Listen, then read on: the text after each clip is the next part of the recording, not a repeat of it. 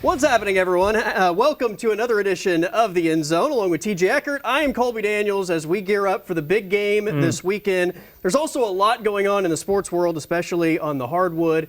In the NBA, the trade deadline just passed, and obviously everyone around here is wondering, are the Thunder, do they have enough to make a big-time championship run? We had some big matchups in college basketball this week, but TJ, I think most of the sports world has their eyes focused on New Orleans. I think so, and the big move the Thunder made, by the way, at the trade deadline was getting Chet Holmgren back. That was their transaction they made. I made the argument that they need a clean injury report more than they needed a deadline deal. Didn't have to do anything, so that was a big move. But yeah, everybody's focused on New Orleans. It's crazy. We were talking before.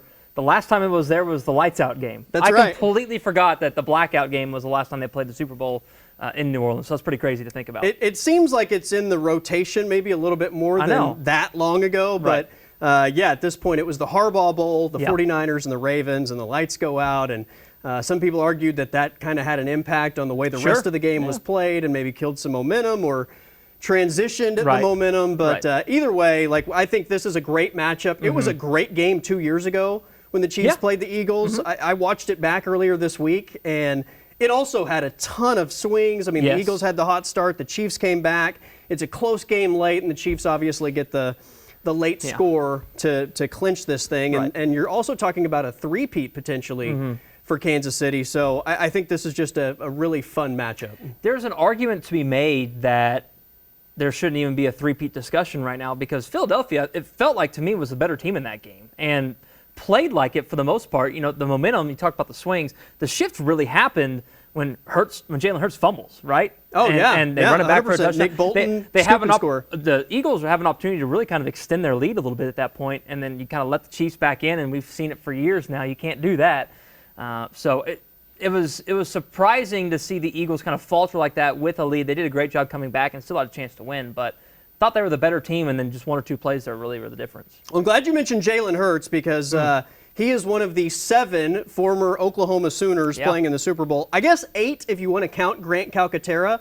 I guess technically he is counts. SMU because he retired, came back, played at SMU. But if you count Grant Calcaterra as a Sooner, there are 8 Sooners in this game, which is the most of any college represented on Sunday. So that's a pretty cool stat. But Jalen Hurts, we've got some audio, video of what Super Bowl week is like. And Jalen Hurts, we know this from when he was here in Norman. He's a very buttoned-up guy, right? Almost robotic. It's hard to get a smile out of him. So I want to set this first one up with, this is just Jalen Hurts being Jalen Hurts.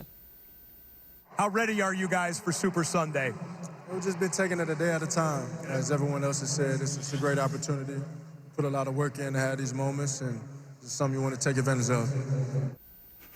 Right, no smile, robotic. I mean, we take it a day at a time. Great guy, but we need to get him out of his shell a little bit. Yeah, get him out of his shell, get him to loosen up a little bit. So I think it's both fun and annoying at times. Super Bowl Media Week. You have you have some really good funny questions, and then you have a bunch of complete nonsense, right? I mean, anybody and everybody shows up to this thing and asks the craziest questions. We actually did get a Jalen Hurts smile this week. Believe it or not, I mean, as much as he is a robot and answers everything with coach speak, we did get a half smile when someone offered Jalen Hurts their demo. I want to give him my demo tape. Okay.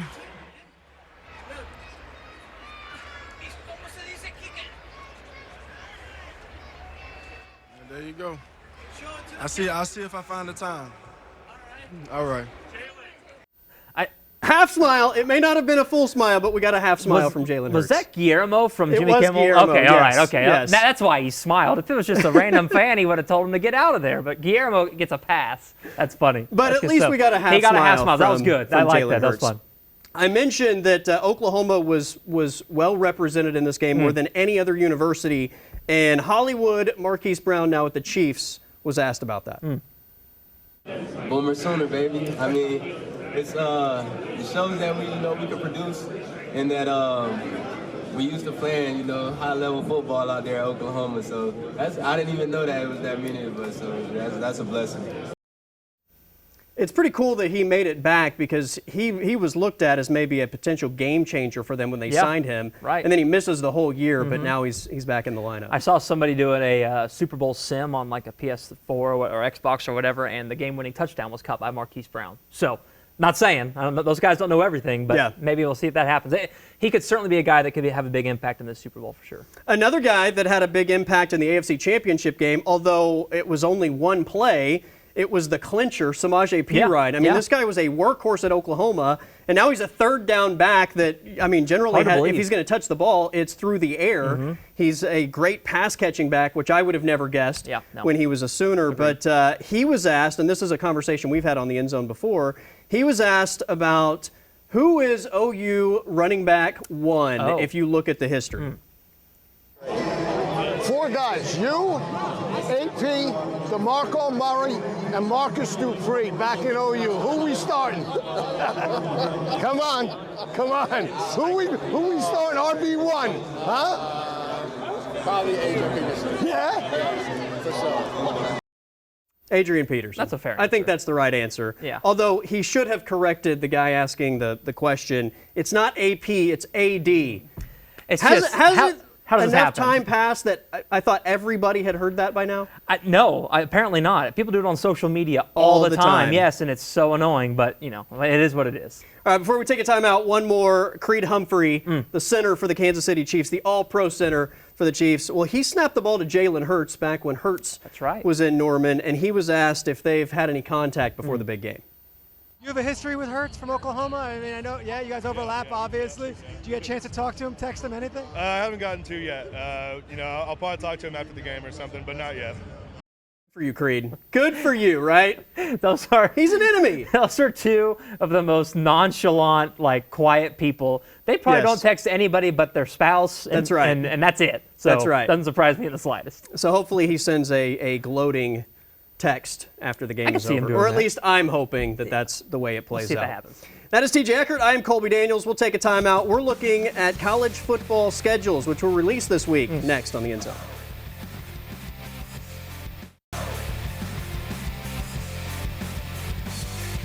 Welcome back to the End Zone. Earlier this week, Oklahoma State released their 2025 college football schedule. Now, it was announced that they were going to do this via television, and then I don't know what the Big 12 decided to do, but they leaked it on Twitter before it even was announced on their special television program. But either way, I mean, look, everybody was going to find out. We got it. One way or another. But we do have the Oklahoma State schedule, so let's take a look at this thing. They kick off, TJ, and I actually appreciate this, on a Thursday night at the end of August against Tennessee Martin before they make their first road trip at Oregon. I don't necessarily love the bye in week number 3. No. But then it's Tulsa and Baylor to close out the first month of the schedule. It's just early. I mean, if it was a week later after the Tulsa game, that would probably help going into league play. But, I mean, you're playing 2 games and then getting a bye. You've basically been off for 6 months or whatever, however long you want to say. You don't really need a bye that early in the season. But that Oregon game's intriguing. Be curious to see what the Ducks look like early in the season, and then obviously with some of the changes they'll probably have personnel-wise. They're going to be one of the most talented teams in college football again, but you know how much of that is able to come together early in the season. That's kind of the big question with all of college football in this transfer portal era. Heading into the second month of the season at Arizona, Houston at home, homecoming hosting Cincinnati, and at Texas Tech, which Texas Tech was one of the transfer portal winners in terms of spending money. Yeah, and here's the thing, and we'll show it once we move on to the final graphic. We'll do that in a second. But you see that Cincinnati game there. We've got back-to-back home games there with Houston and Cincinnati. There's a long stretch that we'll see where they're not playing at home. Yeah. It's almost a month that they're not going to be in Stillwater. They get back-to-back home games there in October, which is good. Something, a theme that I've noticed too is they got a pretty light conference schedule as far as teams that played well this past season. Right. I think 3 of the top 4 teams that were tied for the lead in the Big 12, they're not on the schedule. The only one's Iowa State, and we're about to see it. It's the last game of the year. And then the final month of the season, they will have their bye on November 8th, but it's at Kansas, Kansas State, at UCF, and wrapping up with Iowa State. Yeah, so the Cyclones, the only team of the top 4 that's on their schedule, which is nice. Obviously, teams change year to year, but if you're looking at last year, it's a nice, I think, consolation. There's the gap we were talking about. November 15th is that home game against Kansas State. It's basically a month between home games, which is an interesting. You don't see that very often in league play. It is, I think, a friendly schedule in terms of how good those teams were last year. I do expect Kansas is going to be better than they were last year. Should be. I do expect Kansas State, much like Oklahoma State, is probably going to be better than they were last year. Chris Kleiman and Mike Gundy don't make a habit of putting together disappointing seasons. So I do think they had a beneficial conference draw, though. But, man, Oregon week 2 and then that early bye is a really interesting situation. Oklahoma released their schedule, a while back, but we haven't really had an opportunity to take a look at it. So let's look at the Sooner schedule. They open with Illinois State on Saturday, August 30th, and then they're hosting Michigan the same weekend that Oklahoma State is at Oregon. One of the better non-conference weekends for both OU and OSU on the same weekend that I can remember. Maybe ever? I don't know. It's at least in terms of blue blood programs. You don't see that very often. Interesting, your first true road game's at Temple. That won't feel like a true road game other than the fact you're having to fly to Philly. So that's good that they're going to get out on the road, but you won't get a true road game probably until the next the first SEC game, I guess. That's right. You get to host Jackson Arnold and the Auburn Tigers. Yeah, that's weird. To kick off SEC play, which will be, I think, a big-time spotlight game just because of the narrative, right? Jackson Arnold coming back to Norman and the way that game finished at Auburn a year ago. That's a fun one. Heading into October, clearly October, the spotlight is the OU-Texas game, but at South Carolina and Ole Miss to close out October. That's your first true road game. That's what I was getting at. Is you're not playing your first true road game, really. Unless Temple just... Till October 18th. Yeah, it's crazy to think about. The bye falls at a decent time. You get a bye week, then you get kind of a throwaway game with Kent State, then you get Texas. So you get almost 2 or 3 weeks to prepare for your rival, which is an interesting dynamic there as well. Yeah, it really sets them up great, I think, for that middle portion of the schedule. And then the home stretch, as we've talked about, the schedule's flipped. So, that home stretch obviously gives you some home games against Missouri and LSU, where last year you were on the road for those matchups. But at Tennessee, bye, which I think is a great time to have that bye before you go to Alabama and then Missouri, LSU. 2 really good venues there in November that you're going to get to visit if you're a Sooner fan, if you want.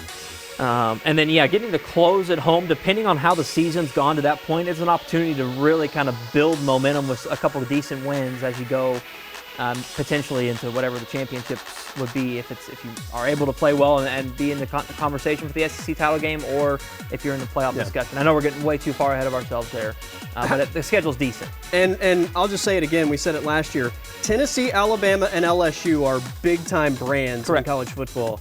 All 3 of those brands are on OU's schedule just in the month of November, which is the best month of college football. Yes, exactly. And you get Missouri, which has turned into a decent rivalry. It's been an old one, but I think those 2 fan bases don't like each other, especially on social media. So that's a good November slate right there. It's going to be a lot of fun. All right, let's take a time out. Next, it's Moving the Chains. Former Sooner linebacker Jordan Evans, who is also member of the Bengals Super Bowl 50 team, 56 team, joins us to Move the Chains next here on the End Zone.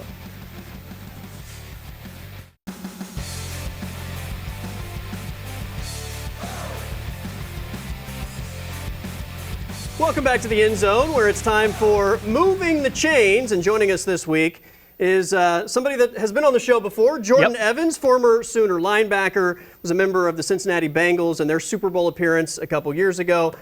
Jordan, great to have you back. So we're moving the chains here. I've explained this to you before, but it's a simple concept. You start with 1st and 10. We throw questions your way, and we will grade your answers with positive or negative yardage. And the goal here is to pick up a first down, which goes against everything you were coached to do during your playing days at linebacker, but we're going to give it a shot anyway. So 1st and 10, as we get ready for the big game on Sunday, there are a lot of people that are more focused maybe on the entertainment associated with the game than the game itself. So the question for you is, what is your dream national anthem and halftime show performers? If you get to pick, and I'll even let you throw in a couple of collabs.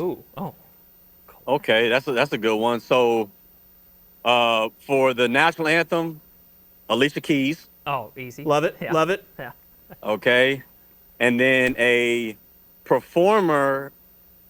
If I had to choose for this year, I would like to keep it with Lil Wayne, Manny Fresh, people just from that area. Louisiana talent because it's in New Orleans. I think that would have brought a lot of energy there. I love it. People are going to have to be quickly Googling who Manny Fresh is. I think I don't know if the people in Oklahoma.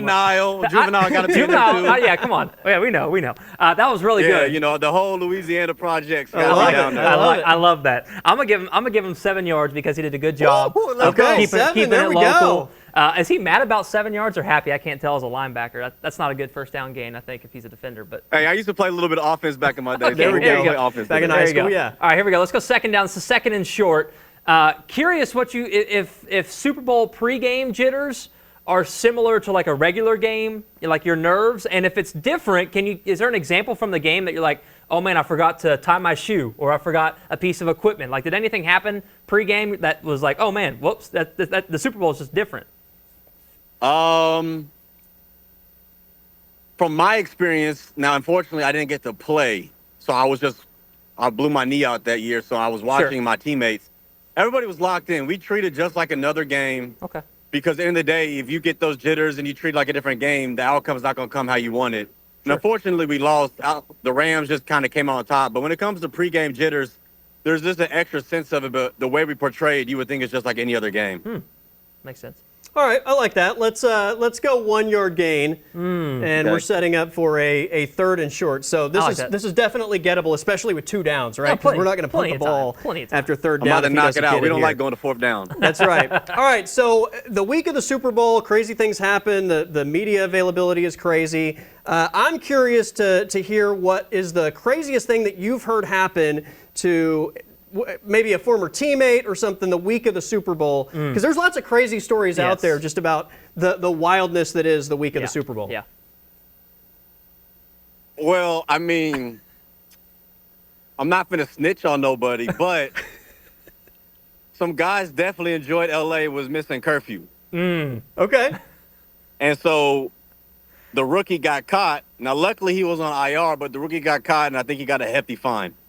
Oh. Okay. Now the statute of limitations is probably up, so you maybe just do like initials or something. Maybe that'll get you like a first down or something. We're gonna leave it at that. Let's just say he goes to our rival college. Oh, okay. Oh, okay. We'll do the math. I'm gonna give him a first down just for first revealing. Down, all right. For revealing a little info, you get the first down. Okay, now you can pick. Hey, at least I snitched on a rival. You know? Yeah, you did. There you go. There you go. All right, you can pick up a touchdown here, Jordan, if you want, because let's get it. Colby's gonna grade you. You got like a go-to Super Bowl snack, like a food, like if you're gonna be eating or going to a party, like what's the go-to? Oh, it's mandatory to get you some buffalo wings and some pizza. Oh. Maybe some Staples. maybe some Rotel dip and some pigs in a blanket.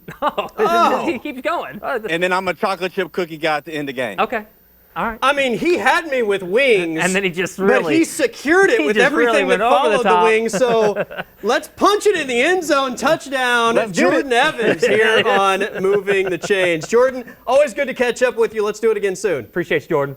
Yes, sir. Sounds good. Appreciate you having me. Thank you. Yeah, man. That is Jordan Evans joining us as he punched one in for 6 here in this edition of Moving the Chains. That's TJ ECKERT. I'm Colby Daniels. Our big game pick next here on the End Zone.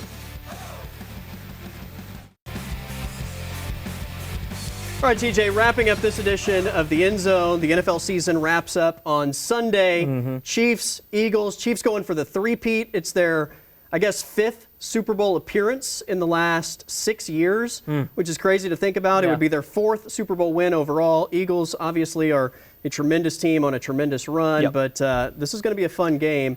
Yeah. Keys to the game before we make the pick? I mean, it comes to Saquon Barkley. If the Chiefs can stop him, I do think they have a better opportunity of doing so than their previous opponents. But guy's been tough all season. We'll see what happens. All right, let's look at the matchup. It's Chiefs, Eagles. What's the official selection for TJ ECKERT? I'm going to go ahead and roll with the Chiefs. There just feels like, I said it at the beginning of the postseason, there's some mojo, some juju, I don't know what you want to call it, that's dangled over them right now. It feels like they can't lose. I just feel like they're the team of destiny almost in a way. So I'll take Kansas City. I'm banking on a close game, though. I don't think either team blows each other out. I agree with that. I think it is going to be a close game. I've said on the show before, as a Dallas Cowboy fan, I will never pick the Eagles. That's fair. But just genuinely, I think this is going to be a close matchup, and I have a hard time picking against Patrick Mahomes and the Chiefs if the game is close, right? Right. All they do is find ways to win games, especially in close matchups and especially down the stretch of a game. Final 2 minutes, that's when Mahomes is at his best. So hopefully it's an iconic Super Bowl, and a Chiefs three-peat would be pretty wild to think about. All right, that's TJ Eckert. I'm Colby Daniels. Everybody enjoy the weekend, and we're back next week.